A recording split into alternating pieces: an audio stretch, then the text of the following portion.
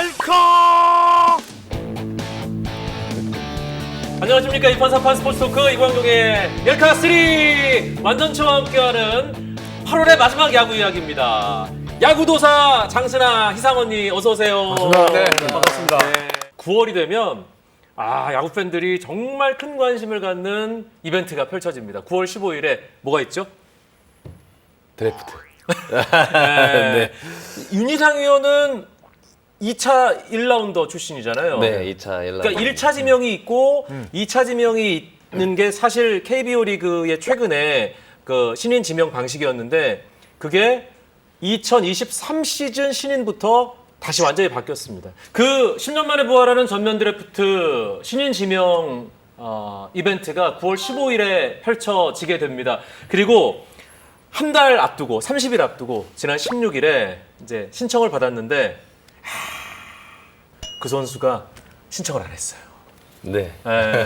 신청했으면 무조건 1순위. 그걸 어떻게 알아요? 아닐 수도 있다. 근데 심준석 선수가 올해 뭐 각종 대회에서 제구가 너무 흔들리는 모습이 지금 많이 나왔기 때문에 심준석 선수가 제구가 흔들리는 이 부분을 아마 많은 스카우터들이 걱정을 했을 거예요. 그래서 제가 봤을 때는 오히려 그냥 미국 진출하면서 속 편해졌어. 제가 봤을 때는 그래요. 하나 이글스가? 심준석 있었으면은 하나는 심준석 뽑았을까요? 김선을 뽑았을까요? 있었다면 심준석 뽑았을 거예요.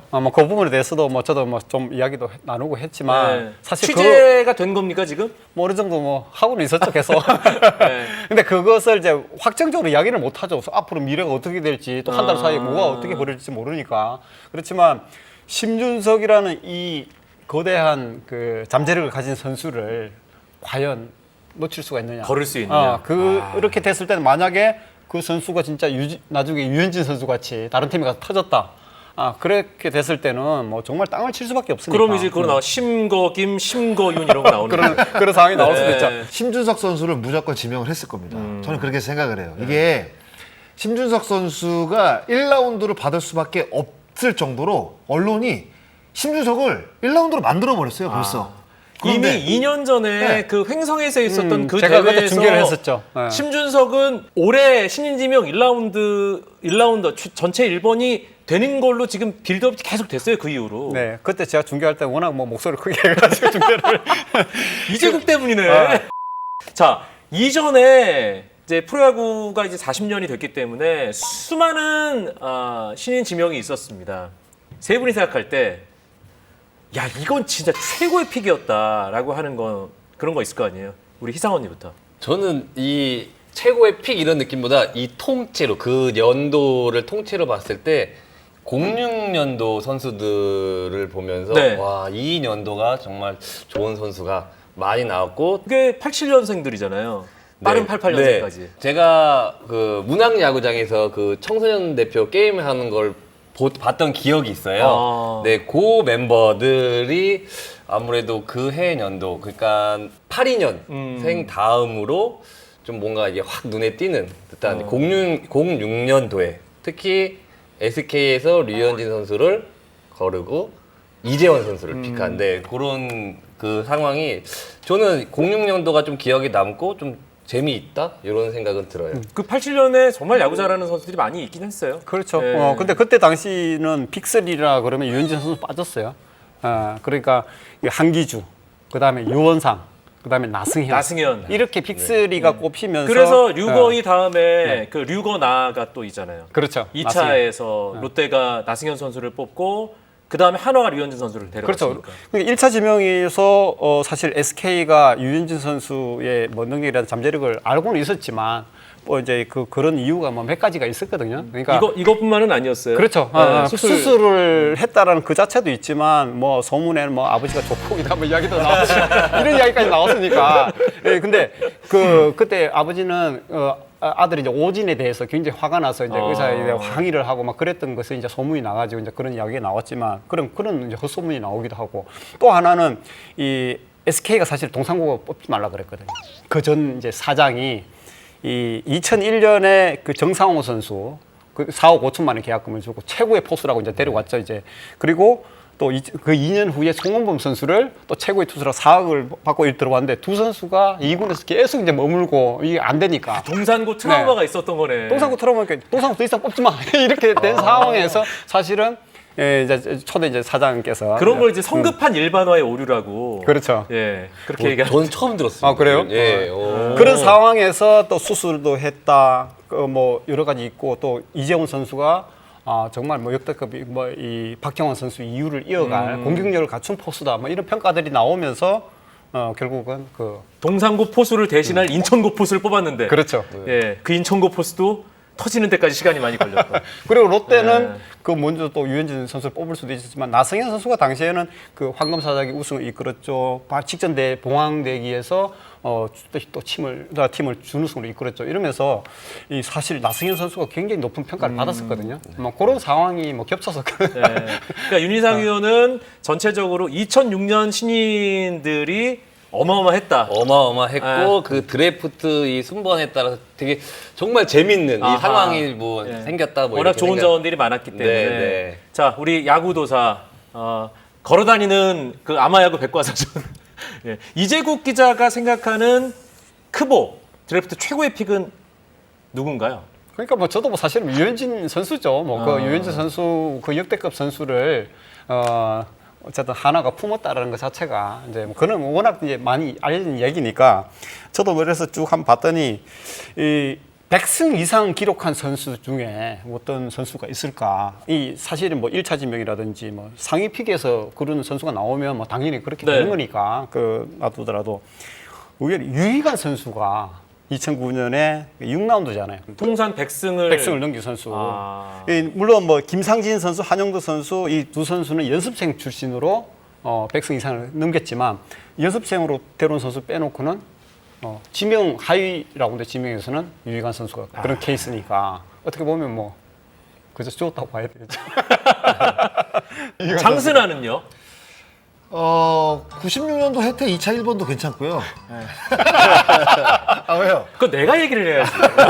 저는 개인적으로는 2019년도에 한선태 지명하고 작년에 김서진 선수 지명한 거. 네, 이게 사실 좀 기억에 남습니다. 그러니까 사실 2018년도 1월달에 이제 규정이 바뀌어요. 그러니까 B 선수 출신도 이제 드래프트에 참가할 수 있게 규약이 바뀌면서 이제 한선태 선수하고 이제 김서진 선수, 그러니까 비야구 출신 선수들이 이제 드래프트에 참가를 이제 하게 되는 거죠. 그래서 이제 이 두 선수가 이제 지명을 이제 받게 됩니다. 네. 근데 정말 얼마나 멋있어요. 근데 전문적으로 야구를 배우지 않았는데 뭔가 야구에 대한 열정 그리고 야구를 너무 사랑하기 때문에 정말 어떻게 과외 배우듯이 야구를 배워가지고 프로 선수들과 동등한 어떤 그 대우를 받은 거잖아요. 드래프트 참가를 해가지고. 어떻게 만화 같은 일이야. 그렇죠. 이거는 사실 어떻게 보면 드래프트 역사상 가장 어떻게 보면 감동적이고 그리고 역사적인 어떤 드래프트라고 저는 생각합니다.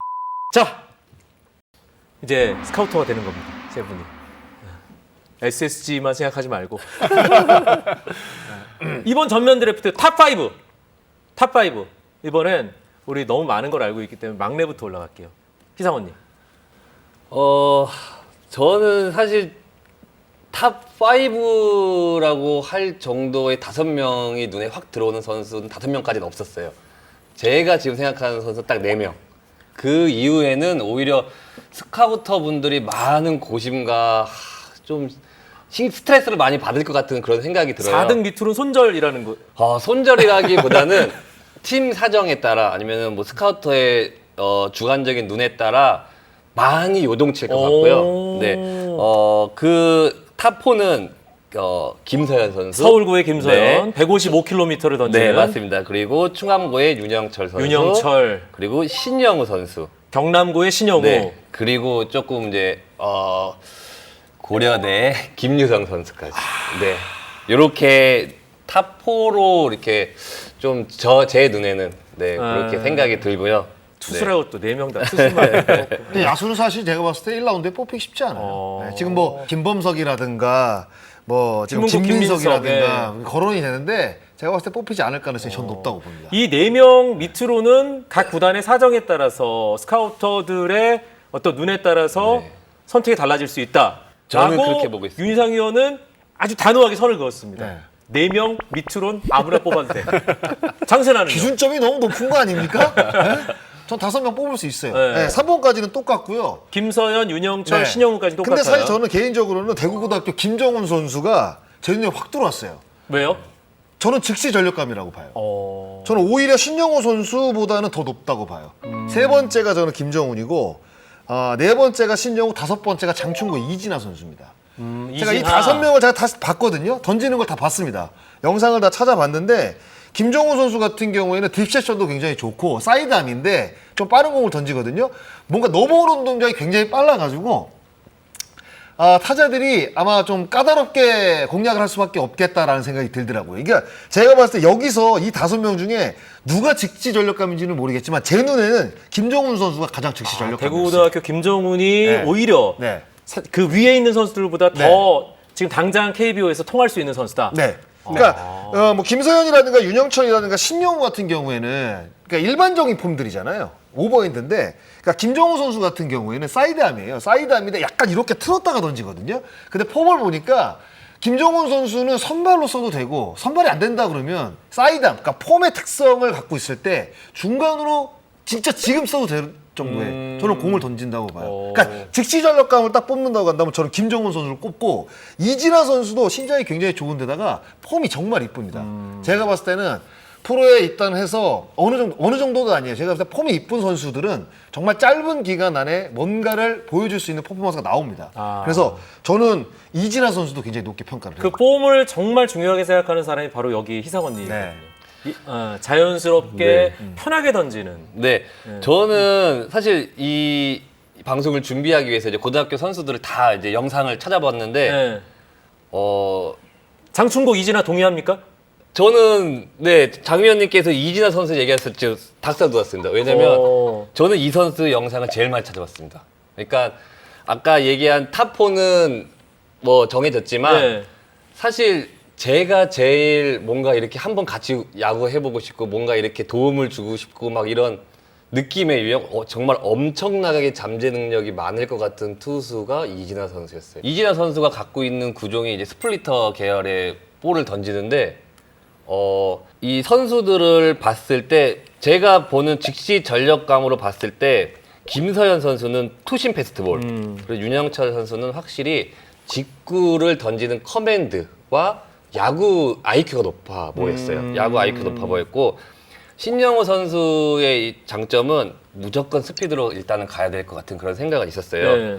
그리고 나서 이진아 선수는 저 스플리터는 프로에서도 충분히 써먹을 수 있는 좋은 변화구가 있다, 이런 생각이 들었고, 신체적인 피지컬과 아까 장 의원님 말씀하셨듯이 투구 폼이 굉장히, 근데 사실은 조금 약점적으로 보이는 게 뭐냐면, 제가 이제 뭐 이진아 선수를 많이 본 건 아니지만 공을 가지고 노는 능력은 생각보다 조금은 떨어져 보여요. 그러니까 뭐냐면 기본적인 야구 센스, 이런 공을 가지고 노는 센스는 조금은 부족해 보이는 면이 그건 있어요. 타고나야 되는 거죠. 근데 그게 충분히 노력이랑 이런 시간 경험이 쌓이면서 더 업그레이드 될 것 같은 그런 생각이 있어서 네, 너무 저는 네, 호기심 있게 정말 봤던 선수인 것 같아요. 네. 자, 여기서 우리 고교야구 대부. 예. 알파치노요? 이재국 해설위원의 네. 그 탑5 픽이 궁금합니다. 사실 저는 그 이 탑5를 뽑기가 상당히 좀 힘들어요. 왜? 다 내 새끼를 갖고. 그러니까. 열 손가락이 다. 그럼 탑7으로 하세요. 탑7. 이 기자님은 자, 탑7으로. 생각나는 대로 다 해, 그러면. 탑7. 자, 말씀하신 대로 이제 김서현 선수 뭐 장점이 너무 많이 나오기도 했고 뭐 그런 상황이라 아마 1순위로 뽑혀갈 가장 유력한 후보일 것 같고요.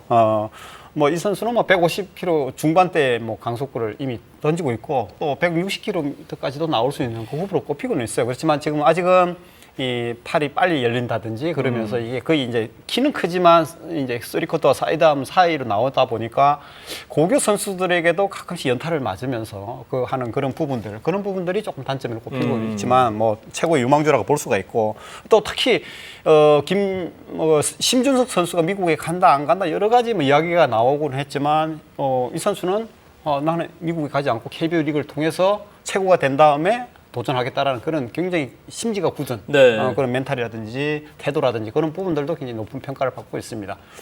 그리고 또 윤영철 선수 뭐 마찬가지로 이 선수는 중학교 때부터 그냥 게임돌이었어요. 그러니까 실전에서는 어떤 상황에서도 흔들리지 않고 모든 게임을 이겨 나가는 그런 부분에 있어서는 정말 뭐 역대급이라고 봐야 되는 그냥 상황이거든요. 무대 체질. 그렇죠. 예. 마이크만 주면 그냥 놀 줄 아는. 그렇죠. 그러다 삑살이 나요. 올해도 13승 2패입니다. 네. 이 선수가 딱 2패를 했기 때문에 뭐 의미탈이 있을 수 있지만 대통령부터 좀 안 좋지 않았어요? 그렇죠. 덕수고랑 경기. 그때 네. 이제 살짝 이제 이탈을 하긴 했었죠. 아, 이거 심상치 않은데. 근데 누구나 근데 이 선수가 이제 구속이 지난해만 하더라도 130 후반대였으니까 그 부분을 가지고 다들 이제 스카우트들이 프로에서 이제 성장 잠재력을 놓고 보면 이 130km 후반대 나오는 그 구속이 아깝다는 그런 이제 조금 아쉽다. 아쉽다 이런 이야기가 있지만 올해 한 143km 그리고 최고는 한 144, 5까지도 올라왔거든요. 그렇다고 보면 프로 들어가면 140 후반대 던질 수 있다. 체계적으로 훈련을 하면 그렇기 때문에 지금 넘버 2 정도로 볼 수가 있는 거죠. 워낙에 실전에 강하기 때문에. 그렇죠. 그리고 지금 적시 전력으로는 이 윤영철만한 선수가 없다. 지금 당장이라도 뭐 선발 로테이션이라든지 아니면 불펜이라든지 여러 가지 활용 면에서는 윤영철 선수가 최고다. 이건 그냥 다 똑같네요. 그렇죠. 1번이 서울고의 김서현이고 2번이 충암고의 윤영철인 거 세 분 다 똑같아. 3번은. 아니 그렇게 만들었다니까. 언론이 기자들이 그렇게 만들었어요. 내가 볼 때는 윤영철 2번 딱 고정된 거는 최강야구 때문입니다. 뭐 그런 얘기도 하더라고요. 네, 프로 선수도 갖고 노니까. 네. 아니 은퇴한 선수잖아요. 걔네들 제가 던져도 갖고 놀 수 있어요. 박용택이랑 이런 애들, 정성훈 이런 애들. 한번 나가서 해보면 되겠네. 네. 자, 3번은 누구예요? 네, 그 신영우 선수가 지금 뽑히고 있는데 역시 이 선수는 그동안 물 밑에 있었어요. 지난해까지만. 경남고 신영우가 투수로 바꿔서 던진 경험이 많지는 않잖아요. 고등학교 와서 투수로 시작을 했고 네. 또 지난해 봉황대기에 처음으로 선을 보였어요. 그런데 그 첫 무대가 엄청난 반향을 불러일으키지 않았어요? 저도 이따가 깜짝 놀랐어요. 그러니까 이 선수가 주말 리그에도 던지지도 않았어요. 스카우트들도 보지를 못했을 정도로. 근데 봉황대기에서 고교 무대, 뭐 주말 리그 통틀어서 공식 대회 첫 무대에 나왔는데 이 선수가 140km 후반, 150km 이걸 지속적으로 던지면서 스카우트들이 깜짝 놀라게 만든 거죠. 저도 그래서 그날 가서 이제 감독한테 그 이야기를 했거든요. 아니 비밀병기를 이렇게 숨겨놓고 꽁꽁 숨겨놓고 이렇게 그동안 기다렸냐 이랬더니 사실은 제구가 너무 안 돼서 이렇게 막 사방팔방 날아다니니까 도저히 쓸 수가 없었다 실전에서. 근데 오늘은 한번 써봤는데 본인이 이제 밸런스를 잡히니까 이렇게 던졌다. 감독님도 놀랐다는 그 경기. 그렇죠. 깜짝 놀란 거죠. 네. 밸런스 잡혔는데 구속이 막 140 후반 150 이상을 그것도 계속 경기 후반까지 갈 수 109를 던질 수 있는 스태미나가 나왔다는 것 자체가 그래서 이 선수는 이제 주목을 받을 수밖에 없었고 올해 역시 그런 모습들을 보여줬고 다만 제구가 안 될 때 이제 날아다니니까 그 부분을 어떻게 잡을 수 있느냐 이제 그게 관건이 됐죠. 이 선수를 보면은 확실히 투구수가 프로 와서 좀 증가를 하면 저는 굉장히 높게 보고 있어요. 왜냐면 전체적인 몸을 활용하는 거나 이 밸런스 움직임이 정말 좋은 선수예요. 네. 스피드가 더욱더 좀 그렇죠. 빨라질 것 같은 그런 경력이 생각이 얼마 되지 않은 네. 상태에서 이제 그런 상태고 이 선수가 이 훈련하고 나서 항상 악력기라든지 뭔가 그 훈련 다음에 그 태도들 스카우트들이 살짝 보면 뭔가를 하고 있다라는 그 스카우터가 있다는 있는 걸 알아서 의식하고. 아니야. 네가 그 얘기할 줄 알고 아니야. 내가 먼저 친 거 아니야 지금? 알 거예요. 근데 그 선수는 또 하나 스카우트들이 우연히 무슨 대회에 이럴 때 사우나를 갔는데 그 목욕탕 안에서도 이걸 하고 있더라는 거예요. 스카우터가 사우나 안에 있다는 걸 알았을 때 항상 날 따라다닌다는 걸 알고. 근데 실제로 다 벗고 있기 때문에 스카우트가 누가 누군지 모르거든요. 근데 스카우트들이 가끔씩 그런 것도 체크한다고 해요. 갖고 단 스카우터들 사진 정보를 다 알려주셨으면 좋겠어. 저는 지금 CIA예요. 기자님 말씀에 갑자기 떠오르는 게 김광현 선수가 신인 처음에 들어와서 전지훈련을 갔을 때 김성근 감독님께서 김광현 선수는 폼이나 뭐나 아무것도 건드리지 말고 그냥 냅둬라. 김성근 감독이 그런 얘기를 했다고요? 네. 그래서 본인이 자기가 부족하거나 뭘 발전해야 될 게 느껴질 때 먼저 올 때까지 기다리라고 했거든요. 그러니까 선수들을 야구적인 실력적으로만 보지만 이 선수가 평상시의 훈련 태도나 내 게임에서의 하는 이런 행동이나 동작들도 되게 유심히 관찰을 해요. 그러니까 제가 본 김광현 선수와 그리고 또 최정 선수는 이 배움에 대한 갈증이 엄청 큰 선수들이었어요. 그런 대선수들이. 네, 김광현 선수도 원래 고등학교 때는 커브를 던졌거든요. 커브를 던졌는데 이제 뭐 정확하게 뭐 제가 김광현 선수한테 물어본 건 아니지만 어느 순간 커브를 버리고 슬라이더를 만들어 버렸어요. 이런 순간순간 이런 이 배움에 대해서 내가 이 상황에서 나는 내 폼에 내 구종에 이걸로는 부족한 걸 빨리 깨닫고 새로운 걸 빨리 배우는 거죠. 최정 선수도 똑같고요. 그래서 저는 이런 그러니까 스카우터 분들도 지금 기자님 말씀처럼 이런 부분에 대해서는 생각보다 엄청 체크를 많이 할 거예요. 그러니까 기본적으로 선수들이 고등학교의 실력으로 프로에 와서 즉시 전력검으로 바로 살아남기 쉽지 않아요. 그럼 결국은 지금 고등학교 이 수준에서 이 실력에서 분명히 업그레이드가 돼야 되는데 이 배움에 대해서 받아들이는 이런 자기 생각이나 이런 마인드가 조금은 빠른 선수들이 제가 봤을 때는 좀 급성장하지 않나. 네, 그런 자세가 돼 있다. 그런 자세가 돼 있으니까 결국은 그 짧은 기간 안에 전국 최고 탑 티어로 유망주로 지금 올라서는 거죠. 4번, 5번은 누구예요? 그 말씀을 하셨으니까 뭐 저는 사실은 뭐 그걸 딱 순서를 정한다기보다는 지금 이 드래프트에서 변수가 될 만한 선수를 차라리 말씀드리는 게 낫지 않을까. 변수가 될 만한 선수. 그러니까 순서는 뭐 비슷비슷해요. 그리고 이제 대전고의 송영진 선수 이번 그 대통령배수 우승을 이끌었던 투수 그리고 청소년 대표 같은 선수도 상당히 좋은 이제 예쁜 폼에 굉장히 좋은 기량을 가지고 있고 또 높은 순번에 받을 선수고 그 이로운 선수 이 선수도 굉장히 뭐 부드러운 폼에 또 장내 봤을 때 150km를 던질 수 있는 그런 아주 유망한 투수로 꼽히고 있어요. 그렇지만 저 야수 어쨌든 저는 야수를 이게 이번 드래프트에 굉장히 큰 변수다라고 보고 있고 올해 야수팜이 굉장히 좋지 않습니다. 작년이 워낙 야수팜이 또 좋았고. 작년이 너무 좋았어요. 그러다 보니까 작년에 그러니까 뭐 김동 선수 뽑지 않으면 이재현 선수 뽑고 이재현 선수 뽑지 않으면 뭐 다른 선수들 충분히 야수들이 있었잖아요. 그렇지만 올해는 이미 이제 전체적으로 봤을 때 엄영찬이라는 좋은 포수가 미국으로 가버렸고. 미국 캔자스시티와 계약을 하면서 나가버리는 상황에서 김범석이라는 이 경남고 포수가 어떻게 보면 지금 이번 대회에서 봉황경에 또 홈런을 쳐가지고 홈런 8개를 쳤어요. 잘 친다 하지만 고교 무대에서 홈런 8개를 치는 선수를 거의 보지를 못하는 상황이거든요.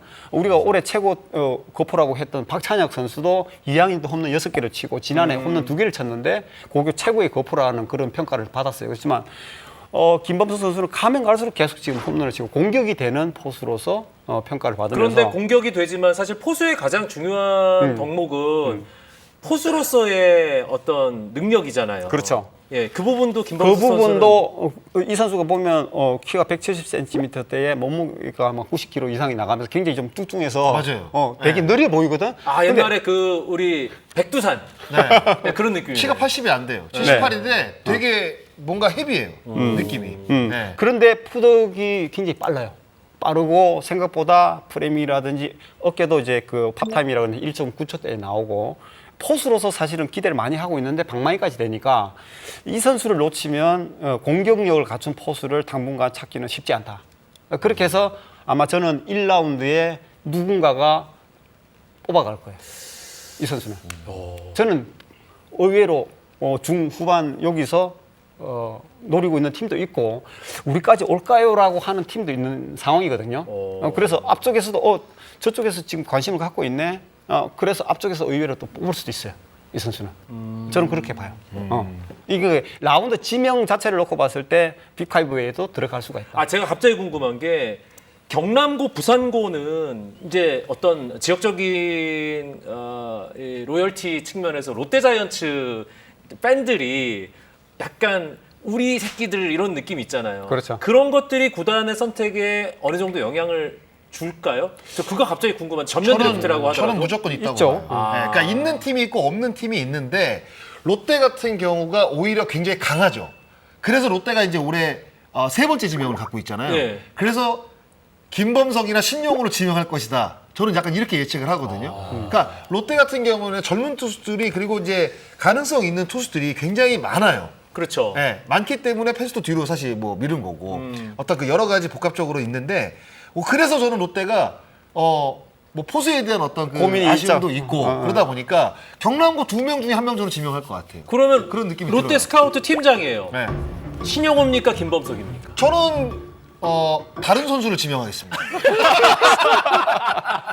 사실은 그 키움 히어로즈도 박동원 선수를 내보내면서 그 차원을 대비를 해야 되는 상황이고 그렇죠. 또 뒤쪽을 보면 LG 트윈스 같은 경우도 유광남 선수가 포수로 있고 FA 계약을 하더라도 그 이후를 대비했을 때는 또 미래를 대비해서 LG 트윈스도 가능성이 저는 충분히 있다고 보거든요. 근데 그 앞에서 이제 아까 말씀하신 대로 롯데가 과연 신용으로 할 것인가, 포수 고민이 많은 상황에서 김범석을 할 것인가, 이 부분은 아마 또 선택의 기로가 되지 않을까 그런 생각도 들고, 이 신영호 선수는 제구가 안 되는데 150km 이상의 공을 던지는데 사실은 윤성빈이라든지 김진욱이라든지 뭐 지금 올해 뭐 이민석이라든지 뭐 또 진감조 코치 아들 진승현이라든지 이런 이 하드웨어도 좋고 장내성이 있고 그렇지만 제구가 어느 정도 좀 불안하고 이런 선수들이 굉장히 많기 때문에 롯데에 많죠. 그 부분을 또 어떻게 판단할 것인가, 그거는 고민이 좀 될 것 같아요. 섣불리 판단하기가 어렵습니다. 야, 진짜 어렵네. 김진욱 선수가 강릉고 시절에 제구가 굉장히 좋았던 투수예요.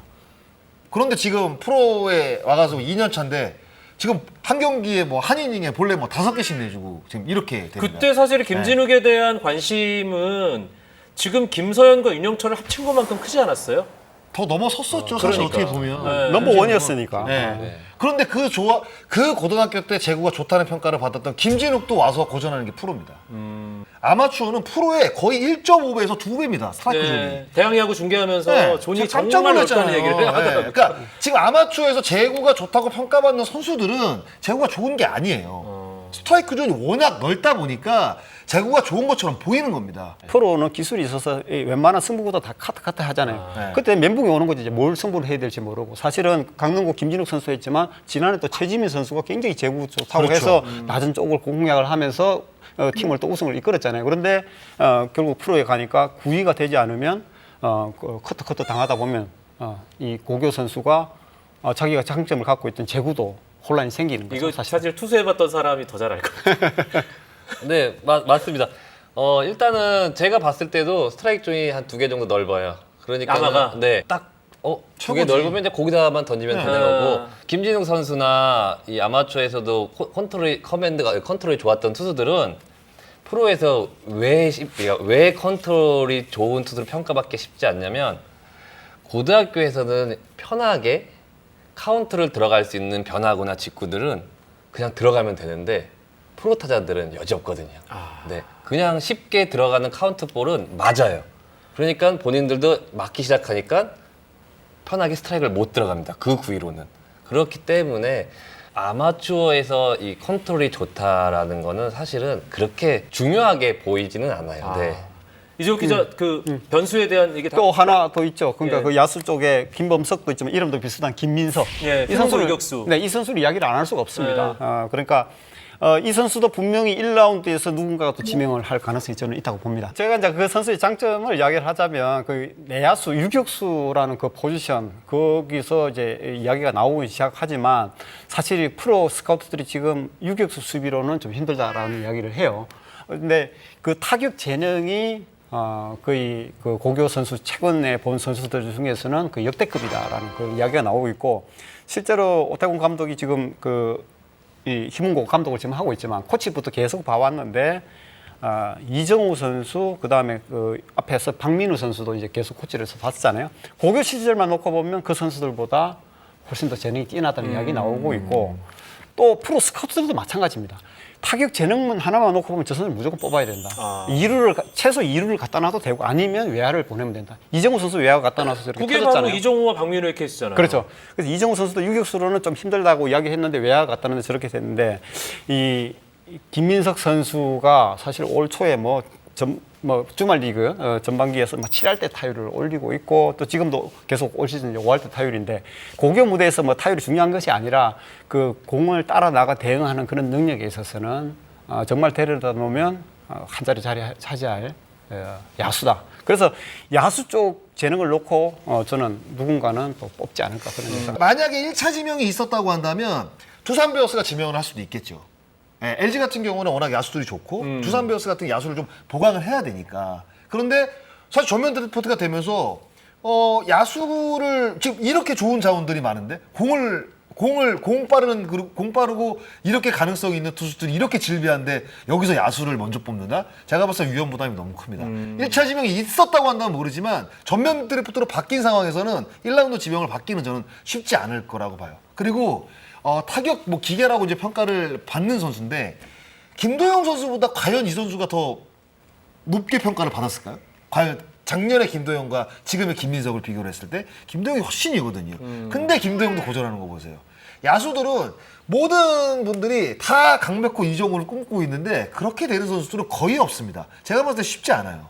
그러면 야수들은 특히 이제 입단을 해가지고 그 정말 차원이 다른 투수들을 상대를 해야 되는데 어느 정도 몇 년 동안 사실 묵혀야 되거든요. 묵히면서부터 경험도 쌓고 몸도 폼도 좀 바꾸고 완성도를 좀 만들어 가야 되는데 과연 김민석이 이 전면 드래프트로 바뀐 상황에서 1라운드 지명을 받을 수 있을까? 그 정도의 저는 공수의 완벽성은 아니라고 봐요.